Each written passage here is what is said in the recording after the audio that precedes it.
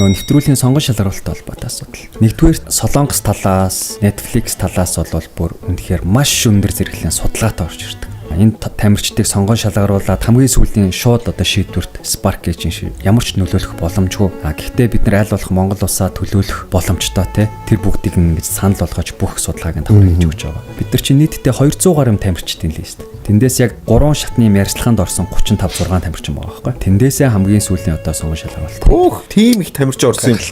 Оо, амар яалтчгүй юм. Зөвхөн тамирчид урлагийн төлөөлөөч байсан, манай жүжигчдээс байсан, дуучдаас байсан, инфлюенсерүүдээс байсан, бүр одоо гал сүнөөч тусгай албанд ажилладаг залуучууд ч байсан. Сонгон шалгаруулалтан дээр хамгийн түрүүнд тавьж исэн шалгуур нь юу байсан бэ? Тухайн хүн олимпийн байна уу? Мундаг цол дэвтэй байна уу? Тэр бүхэн бүр огт хамаагүй. Та өмнө нь өсвөр наснда ч юм уу хин нэг бүлдэж байсан уу? Цагдаагийн газар та ямарваа нэгэн гэмт хэрэгт холбогдож байсан уу? Тэр одоо материалын хүртэл цагдаагийн ерхий газараас бид бүх тамирчдыг ингэж бүрдүүлж өгчээсэн. Энэ бүх шалгуур маань тэр шалгууруудын хамгийн ихэнд байсан гэдг нь маш сонирхолтой бөгөөд анхааруулжтай байгаа. Нөө сонгогдсон 6 тамирчиндаа 8 тамирчиндаа айгүй сэтгэл хангалуун байгаа. Тэгээд эн чинь зөвхөн нөгөө олимп шиг шууд биеийн хүчний тулаан бас биш шүү дээ. Нэг талаараа шоу нэвтрүүлэгтэй бид нар одоо үндэсний бүхний 6 тамирчин ч юм уу, чөлөөтийн 6 тамирчин, кроссфитийн 6 тамирчин сонгоо явуулвал бас Монгол гэдэг ондоошлол ялгарлаа харуулж чадахгүй болчихж байгаа байхгүй. Зөв. Тийм учраас нөгөө тухайн спортын төрөл нь тухайн орондоо хэр нэр хүндтэй юм бэ? Хичээл тестийн тоон хэд юм бэ? Гэдэг зүйлүүд чинь бас энэ шалгуурт ингээд нөлөөлөж байна. Тэгээ нөгөө хурд хүчтэй, уян хатан байдал ч гэдэг юм уу. Nice.